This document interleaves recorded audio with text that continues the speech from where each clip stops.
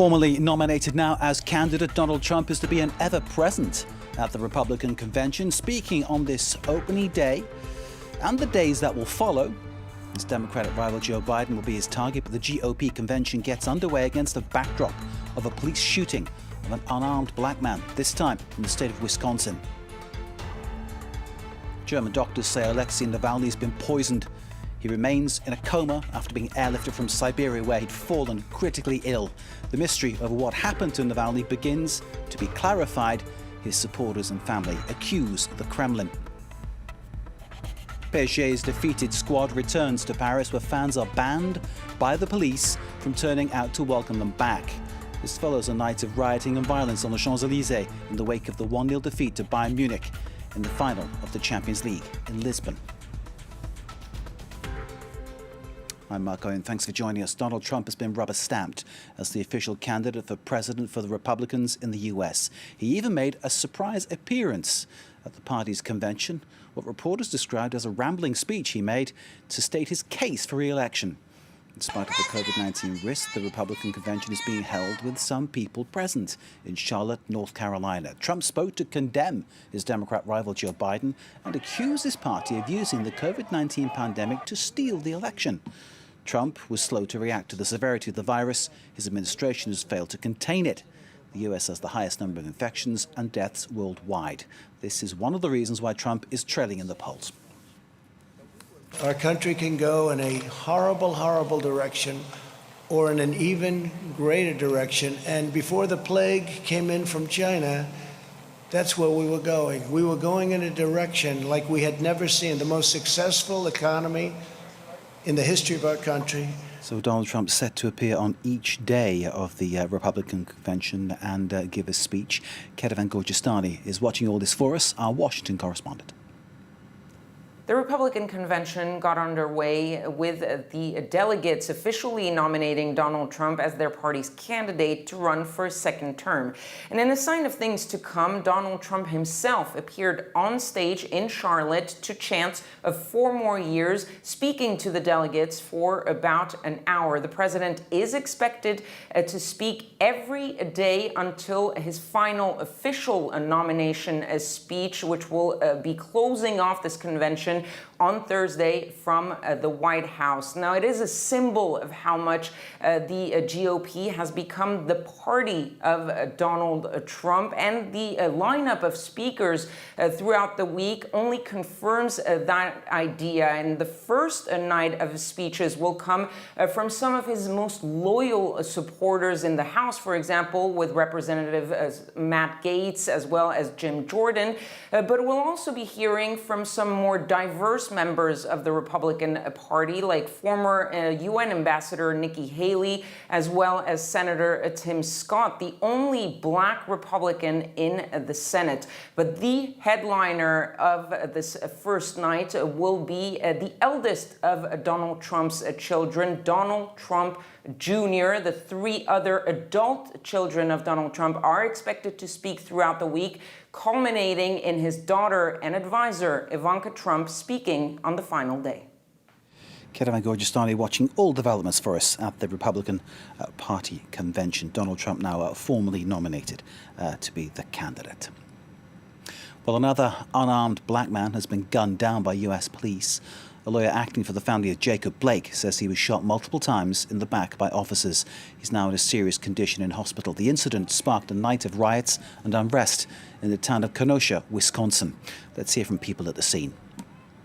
It goes back to the Emmett Tills. We're tired of it. Rodney King, we're tired of it. And right now, this is the wrong generation that this is happening to. The frustration is boiling to the top, and we're sick and tired. I'm praying for that family, regardless of the situation. But what happened here tonight highlights that we need body cameras for not just our sheriff's deputies, but our city police department as well. U.S. police shooting down an unarmed black man in Wisconsin. Next, German doctors say Alexei Navalny, the Russian opposition figure, was likely poisoned. He's in a Berlin hospital, his life no longer in danger, though he remains in a coma. Angela Merkel, the German Chancellor, is calling for a full investigation of the crime in full transparency. Russia has already denied Navalny was poisoned. Navalny's supporters say the Russian secret police pressured the doctors where he was being treated in Siberia when he fell seriously ill last week. Nick Spicer is in Berlin.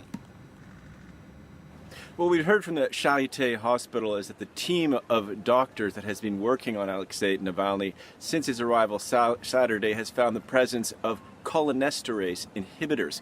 Now, these are chemicals that can be used in pesticides, they can be used in nerve agents, and they can be used in medicines to treat Alzheimer's or dementia, for example. And the range of symptoms that come down when you have a poisoning by cholinesterase inhibitors is quite long, can involve nausea, vomiting, hallucination, and of course in large quantities possibly lead to death. However, there hasn't been an identification of the actual chemical beyond the class of chemicals that caused Alexei Navalny to fall ill. Let's remember that when he was first sent to a hospital in Omsk in Russia, the doctors were unable to find the presence of any kind of poison.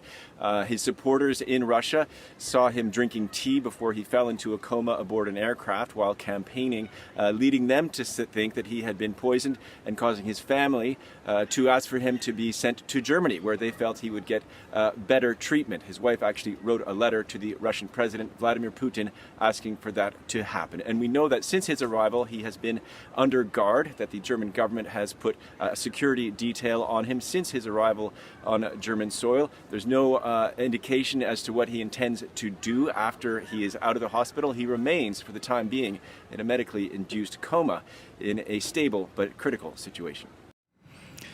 The leading opposition figures in Belarus have been arrested. This comes amid a wide crackdown on opposition to the president Alexander Lukashenko and his re-election 2 weeks ago, condemned by his opponents as a rigged vote.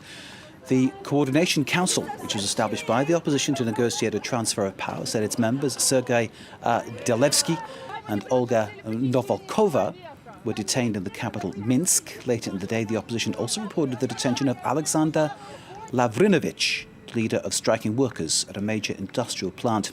Lukashenko's election rival, Svetlana Tikhonovskaya, has fled the country to neighbouring Lithuania, fearing for her life and the safety of her family. At least 90 people are feared trapped in a collapsed building south of Mumbai in India. Police say the 5-storey building with around 47 flats caved in on Monday evening. 28 people were pulled out by rescue teams amid heavy monsoon rains. Local residents joined this operation at the disaster site in the town of Mahad. The number of dead in this incident is yet to be confirmed. There's a police-ordered ban on football fans gathering at the Parc des Princes to welcome home Paris Saint-Germain players after they lost the Champions League final to Bayern Munich. The PSG squad arrived back in Paris in a downbeat mood, having blown their big night in Lisbon, failing to take earlier chances before a former PSG youth player, Kingsley Coman, scored Bayern's only and winning goal. Well, the police ban comes after a night of rioting in the French capital on the Chauquet Champs-Élysées, where fans had expected to celebrate. Over 150 arrests were made as PSG fans faced off with French riot police. It's a morning after scene that's becoming all too familiar to home and business owners along the Champs-Élysées. Burnt out cars and broken windows, like at this hair salon, which has already been vandalized twice in the past few years by yellow vest protesters. C'est compliqué parce qu'on essaye de travailler, on essaye de s'en sortir avec tout ce qui se passe. 12 stores and some 15 cars were damaged in rioting that lasted throughout the night, filmed here by a neighbor. He says numerous security forces were present but failed to intervene. Ils ont tout défoncé, ils balançaient les scooters, ils balançaient tout ce qu'ils avaient sous la main. Ils m'ont défoncé ma bagnole. Il y avait des forces de l'ordre à 50 mètres à droite, il y avait des forces de l'ordre à 50 mètres à gauche. Ils ont laissé faire. Police ultimately arrested 151 people, almost a third of them minors. To prevent further incidents, football fans have been banned from gathering until Tuesday morning, with all bars and restaurants around Paris Saint-Germain's stadium forced to remain closed. Paris authorities also say that all those who got together in large groups to watch the Champions League final should get tested for COVID-19, due to the hundreds of people who were seen without their mandatory face masks. The aftermath of the Champions League defeat for Paris Saint-Germain, those scenes there from the French capital. For more news, do stay with us. You're watching France 24.